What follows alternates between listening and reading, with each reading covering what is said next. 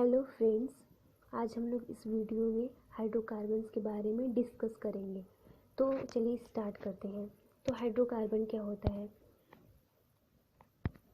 जो हमारा हाइड्रोकार्बन होता है वो दो टाइप का होता है, एक एलिफैटिक हाइड्रोकार्बन, एक एरोमेटिक हाइड्रोकार्बन। और एलिफैटिक हाइड्रोकार्बन जो होते हैं वो दो होते हैं, एक सैचुरेटेड हाइड्रोकार्बन, एक अनसैचुरेटेड हाइड्रोकार्बन। तो सैचुरेटेड हाइड्रोकार्बन में क्या होता है? एल्केन होता है। तो हम लोग यहाँ पे एल्केन की केमिकल प्रॉपर्टीज़ और मेथड ऑफ प्रिपरेशन के बारे में यहाँ पे हम लोग डिस्कस करेंगे। तो सैचुरेटेड एल्केन में क्या होता है? सिंगल बॉन्डेड हाइड्रोकार्बन होता है एल्केन, और ये हमारा जो होता है less reactive, hence called paraffins. और जनरल फार्मूला इसका क्या होता है? CnH2n+2 होता है। और n क्या है यहाँ पे? Number of carbons. और यहाँ चलिए, तो यहाँ अब हम लोग मेथड ऑफ प्रिपरेशन की बात करते हैं एल्केन के। बाई हैलोजिनेशन ऑफ एल्केन से हम लोग कैसे बनाते हैं एल्केन को, तो वो हम लोग डिस्कस करेंगे। यहाँ पे एथीन की रिएक्शन जो है हम लोग H2 के साथ कराएंगे, प्लैटिनम, निकिल और लेड की प्रेजेंस में कराएंगे तो हमारा एल्केन देता है। और यहाँ प्रोप 1 इन की रिएक्शन जो है H2 निकिल के साथ कराएंगे तो हमारा जो है प्रोप देता है।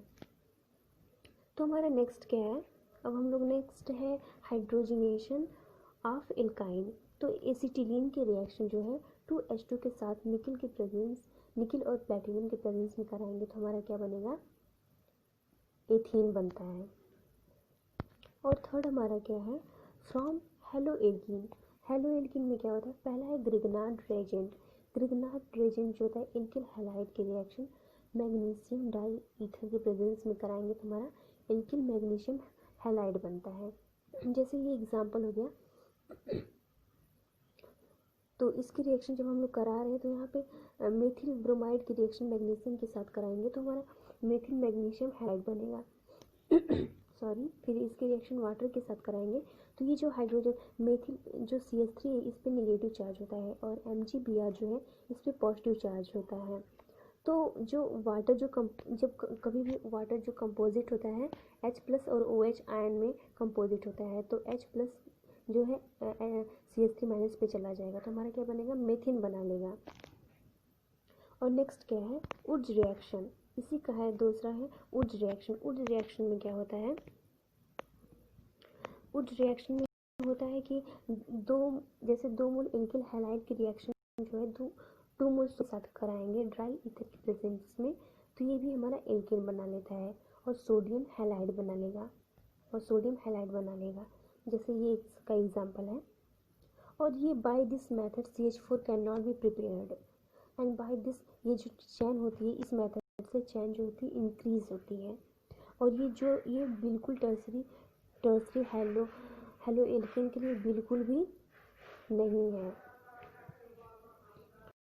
और ये बस वो सिमेट्रिक एल्केन के लिए ही फॉलो होता है, ये केवल सिमेट्रिक एल्केन के लिए ही फॉलो होता है उड्स रिएक्शन। और नेक्स्ट हमारा है फ्रैंकलाइन रिएक्शन में क्या होता है? ये इस यहाँ पे डिफरेंट हम लोग ऑड नंबर कार्बन कंटेनिंग यहाँ पे होता है, ऑड नंबर्स के जो होते हैं यहाँ पे कार्बन लिए जाते हैं और ये जो होता है अनसिमेट्रिक होता है। तो अनसिमेट्रिक की रिएक्शन जिंक के साथ कराएंगे तो ये एक तो एल्किल हैलाइड होगा और एक जगह पे कुछ भी हम लोग ले सकते हैं, एथिल हैलाइड या फिर कुछ भी हम लोग ले सकते हैं। तो ड्राई ईथर के साथ यहाँ पे कराएंगे लेकिन ये भी हमारा एल्केन ही देगा। तो ये यहाँ पे जैसे कि odd number carbon containing alkane और ये अनसिमेट्रिक एल्केन के लिए ही है। और नेक्स्ट क्या? हाँ, और एक इम्पॉर्टेंट चीज़, बस हम लोग ग्रिग्नार्ड रिएक्शन से ही मेथिन बना सकते हैं। एल्किल हैलाइड की कभी भी रिएक्शन कराएंगे ग्रिग्नार्ड रिएजेंट से ही बस हम लोग मेथिन बना सकते हैं, और ना ही हम फ्रैंकलाइन रिएक्शन से बना सकते हैं और ना ही हम उड्स रिएक्शन से बना सकते हैं। ये यहाँ पे हम लोग ये भी मेटल्स की रिएक्शन, जैसे मैग्नीशियम जो था वो भी मेटल था, मेटल की रिएक्शन हम लोग कराए हैं यहाँ पे, एल्किल हैलाइड मेटल के साथ रिएक्शन कराए हैं, तो हमारा यहाँ पे एल्केन बना है। और यहाँ पे भी हम लोग मेटल के साथ, जिंक मेटल के साथ कराए हैं रिएक्शन, तो ये भी हमारा एल्केन बना है। और यहाँ सोडियम मेटल के साथ रिएक्शन कराए हैं, तो ये भी हमारा एल्केन बना है। लेकिन बस ग्रिग्नार्ड रिएक्शन से ही हम लोग एल्केन बना सकते हैं, मीथेन बना सकते हैं। और नेक्स्ट रिएक्शन क्या है हमारी, फ्रॉम एल्कोहल। तो एथिल एल्कोहल की रिएक्शन जो है 2 हाइड्रोजन आयोडाइड के साथ, एथिल एल्कोहल की रिएक्शन 2 मोल हाइड्रोजन आयोडाइड के साथ रेड फास्फोरस के प्रेजेंस में कराएंगे, तो हमारा क्या बनेगा, एथेन बनेगा, और I2 और वाटर बाहर निकल जाएंगे। और नेक्स्ट क्या है हमारा, from carbonyl compound, C double bond O carbonyl compounds की रिएक्शन जिंक Hg और HCl के साथ कराएंगे, तो हमारा ये भी हमारा एल्केन देता है। और ये वाटर में और वाटर बनाता है, और इसे हम लोग कहते हैं कि क्लीमेंशन रिएक्शन, ये जो हमारी होती है क्लीमेंशन रिएक्शन होती है। और नेक्स्ट हमारा क्या है, by soda lime. Soda lime जो होता है NaOH प्लस CO को हम लोग सोडा लाइम कहते हैं। तो सोडियम एसीटेट की रिएक्शन जो है सोडा लाइम के साथ कराएंगे, तो हमारा ये मीथेन देगा, और सोडियम कार्बोनेट और बनेगा। और नेक्स्ट क्या है, from carboxylic acid, sodium acetate की रिएक्शन वाटर इलेक्ट्रोलिसिस इसका कराएंगे, तो हमारा ये एल्केन बनेगा। कुछ इसमें एनोड होता है और कुछ हमारा कैथोड पे ऐसे जाता है। और अब हम लोग डिस्कस करते हैं, हाँ एक चीज़, सोडियम एसीटेट की जगह हम लोग पोटेशियम एसीटेट भी हैं। अब हम लोग डिस्कस करते हैं केमिकल प्रॉपर्टीज़, और हम लोग डिस्कस करते हैं इसकी केमिकल प्रॉपर्टीज़। तो केमिकल प्रॉपर्टीज़ में पहला है सब्स्टिट्यूशन रिएक्शन। सब्स्टिट्यूशन रिएक्शन में हैलोजिनेशन में पहला है हमारा क्लोरीनेशन। क्लोरीनेशन में हमारा क्या होता है, मीथेन को जो हम लोग लेते हैं एक्सिस में लेते हैं, मीथेन की रिएक्शन CH2 के साथ कराएंगे, तो हमारा HNO के प्रेजेंस में, तो हमारा CH3Cl बनता है प्लस वाटर।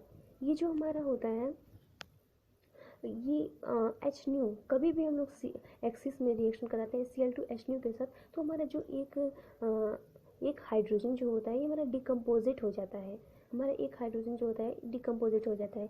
यही रिएक्शन सेम ब्रोमीन के साथ भी होती है, लेकिन जब हम लोग इसकी रिएक्शन एक्सिस में आयोडीन के साथ कराते हैं, तो ये हमारा इक्विलिब्रियम फॉर्म में आ जाता है। और क्या है reactivity of alkene. Reactivity of alkene में क्या होता है, 3 डिग्री सबसे ज़्यादा रिएक्टिव होता है, देन 2 डिग्री और then 1 degree. And reactivity of halogen, fluorine सबसे ज़्यादा रिएक्टिव होता है, then Cl2 and then Br2 और देन I2। सबसे ज़्यादा हैलो रिएक्टिव कौन सा होता है, फ्लोरीन।